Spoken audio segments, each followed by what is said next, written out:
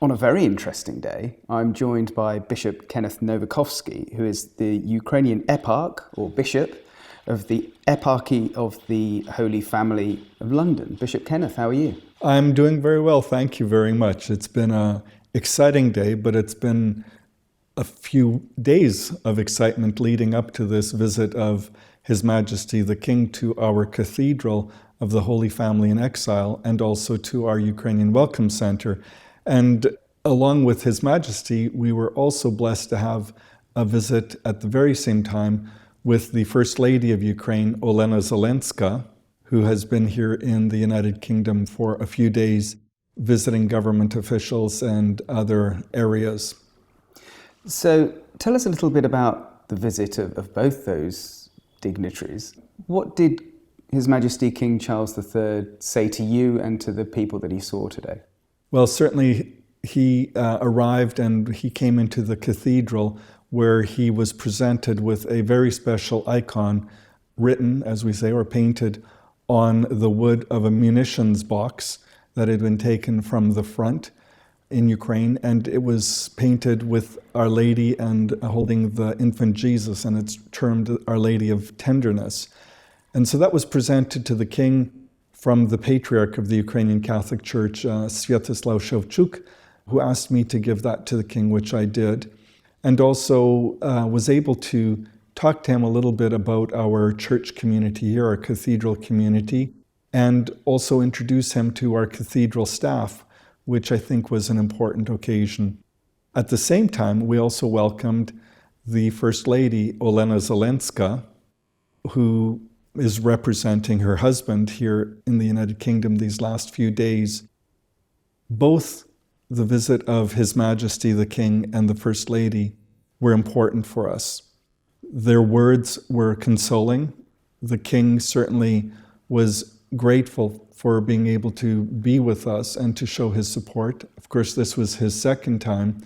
He came when he was still the Prince of Wales with his wife, the Duchess of Cornwall at that time, shortly after the full-scale invasion of Ukraine by Russia. And when he arrived, he also wanted to emphasize that people can do something concrete to assist those that will be fleeing Ukraine and arriving here in the United Kingdom, and those that will be remaining there. So making donations to charitable organizations that are working in Ukraine. Right after his visit, his first visit, people started calling and saying, how can I help? What can we do? And so along with the Association of Ukrainians in Great Britain, our eparchy or diocese of the Holy Family founded the Ukrainian Welcome Center. The Welcome Center has been working now since April. We first had a very big online presence. We developed a website both in Ukrainian and English that assists host families and also Ukrainians looking for answers to everyday problems that they might encounter here in the United Kingdom or pre-arrival. Then we were able to open our premises here in the cathedral for in-person visits, and that's been very important. I think we've recorded over 4,000 online and telephone requests for aid, and we've had over 400 people that have come in to receive information about the NHS, how to sign their children up for school, other government programs. So every fortnight we hold a workshop with the Home Office and Leveling Up so people can come and immediately have their questions dealt with. But many of those people that have come in are coming in on a weekly basis because we also offer special ongoing programs like English language. We have a Mothers and Toddlers Day where the mothers can come and tea, coffee, biscuits, conversation, and their children can play in a safe, warm place. We also have art therapy sessions. We have professional artists coming in and working with temporarily displaced Ukrainians to encourage them, something positive. And where possible, we do signposting. If we can't solve or answer the problems of people, we try to find out which other organizations or government departments are able to assist with these challenges and questions.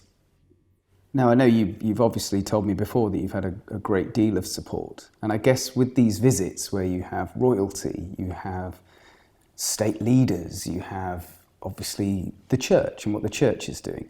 Do you feel that everyone's pulling in the right direction to help newly arrived Ukrainians? I have to say I've been so impressed how the people of Great Britain have opened their hearts and their homes to assisting the people who are newly arrived. If they haven't been able to sponsor people, they've volunteered in many other ways. I know that in other communities, maybe people are not able to open up their homes because they don't have the room, but they're helping the people in their communities who have opened their homes by inviting them out for meals, by taking them shopping, perhaps by taking them to medical visits, this type of thing. And so I think the response across board has been just overwhelmingly positive, both from private sector, community organizations, and also from religious organizations, multi-denominational and interreligious. Were there any newly arrived Ukrainians here today that were able to share their experiences and their stories with the First Lady and with the King? Yes, one of the main focal points that we did with the official opening was we had many of our volunteers as well as host families with the families that they're hosting. We had mothers and toddlers here. We had people from the English language programs that we have, from the art therapy. And we also had invited government officials that have been working with us these past months on everything, again, from the Office of Levelling Up, Department of Levelling Up, the Home Office. And I think that the First Lady and His Majesty were able to meet and greet and have conversations with not only the volunteers and staff, but especially those who have recently arrived here in the United Kingdom who are seeking help. I think for me, one of the touching moments that I saw was when His Majesty was talking to some of these young mothers with their children, and the expressions on the children's faces.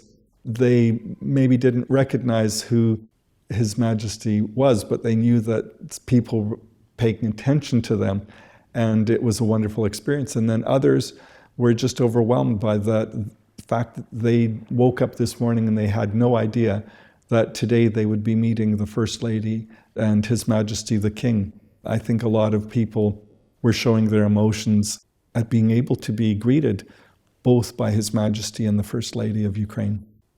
And do you think it's actually, I know obviously Olena Zelenska has been in the UK talking about the situation, stressing the need not to forget the people of Ukraine.